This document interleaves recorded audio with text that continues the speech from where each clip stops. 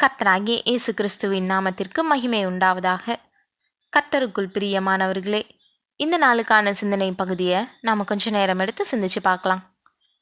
காலையில் எழுந்ததுலேருந்து நைட்டு தூங்க போகிற வர பல வேலைகளில் நாம் டெய்லி மூழ்கி போயிடுறோம். நம்மளுடைய சொந்த வேலைங்க, நம்மளுடைய குடும்ப வேலைங்கன்னு வாழ்க்கை முழுவதும் ஏதாவது ஒரு காரியத்தில் நாம் ஈடுபடுறோம். இப்படி பல வேலைகள் நாம் செய்கிறதுனால வேதம் படிக்க, ஜெபிக்க நேரம் இல்லைன்னு நிறைய பேர் சொல்கிறத நான் கேட்டிருக்கிறேன். அவங்க சொல்லக்கூடிய காரணங்கள் அவங்களுடைய பார்வையில் வேணும்னா சரியாக இருக்கலாம். ஆனால் அது உண்மையிலேயே சரிதானா? ஒருத்தருடைய வாழ்க்கையில் 24 மணி நேரமும் ரொம்ப பிஸியாக இருக்கிறாரா அப்படின்னா இல்லைன்றது தான் சரியான பதில். பல வேலைகளை செய்கிறோன்றது ஒரு புறம் உண்மைன்னாலும் நாம் நம்மளுடைய நேரங்களை சரியாக திட்டமிடாமையினால தான் நம்மளுடைய நேரம் போதலை அப்படின்னு சொல்லலாம். அதிக பொழுதுபோக்கு, மற்றவங்களோட பேச்சின்னு இது போன்ற காரியத்துக்கு நேரத்தை கொடுத்து விரயமாக கழிக்கிறோன்றது தான் இன்னொரு உண்மை. எல்லாம் தேவைதான்னு நம்மளுடைய மனசு சொன்னாலும் எது அதிகமாக தேவைன்றதை நாம் தான் முடிவு செய்கிறோம். ஜெபம், வேத வாசிப்புன்றது எவ்வளவு முக்கியமானதாக நம்மளுடைய வாழ்க்கையில் இருக்குதுன்றதை நாம் அதுக்கு கொடுக்கக்கூடிய நேரத்தை வச்சு சொல்லிடலாம். அதனால் இன்னைக்கு இந்த காரியத்தை குறித்து கொஞ்சம் நேரம் எடுத்து சிந்திப்போம். அரசன் ஒருத்தவன் ஒரு நாள் வேட்டைக்கு போயிருந்தான். பயண வழியில் ஒரு நைட்டு வழியில் இருந்த ஒரு நெசவாளியோடைய வீட்டில் தங்கினான். அவங்களுக்கு தன்னுடைய வீட்டுக்கு வந்து தங்கியிருக்கிறது அரசன்றது தெரியாது. யாரோ ஒரு வேட்டைக்காரன் வந்திருக்கிறான்னு நினச்சிக்கிட்டு தங்க வசதி செஞ்சு கொடுத்தாங்க. அரசன் காலையில் எழுந்திட்டப்போ நெசவாளி நூல் நூற்க தொடங்கினான்.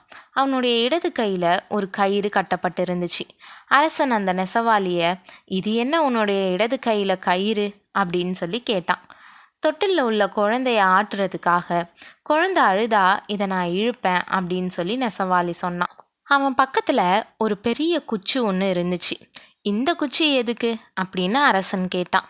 வெளியே என் மனைவி தானியங்களை வெயிலில் காய போட்டுட்ருக்கா. இந்த குச்சியோடைய மறுமுனையில் கருப்பு கொடியை கட்டியிருக்கிறேன். இதை அசைச்சா பறவைகள் அருகில் வராது அப்படின்னு சொல்லி சொன்னான். அந்த நெசவாளி தன்னுடைய இடுப்பில் மணிகளை கட்டியிருந்தான். இந்த மணியை எதுக்கு கட்டியிருக்க அப்படின்னு அரசன் கேட்டான்.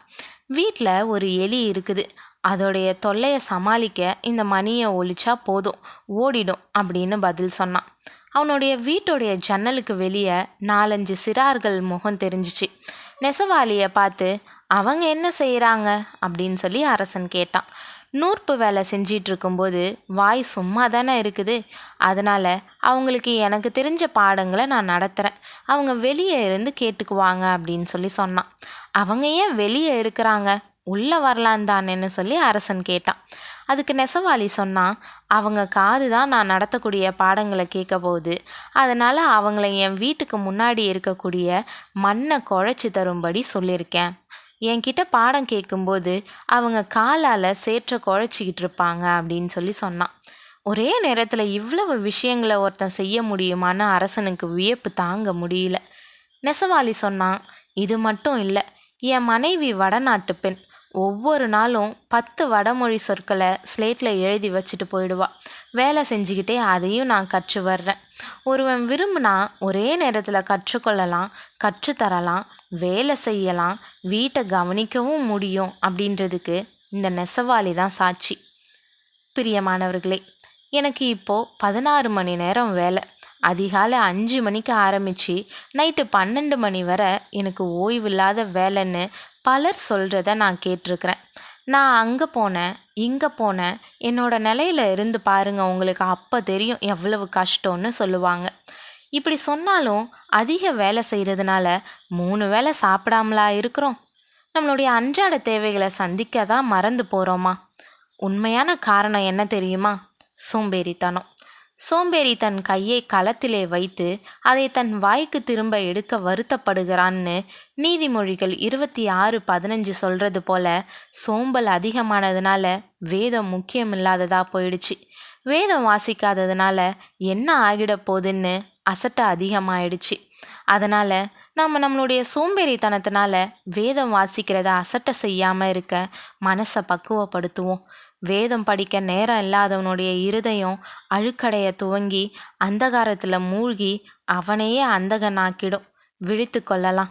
இன்னைக்கே வேதத்தை நேசிச்சு வசனத்தை வாஞ்சிச்சு சத்தியத்தை சுவாசிப்போம். தேவன் தாமே கிருபையும் தயையும் செய்வாராக. ஆமேன்.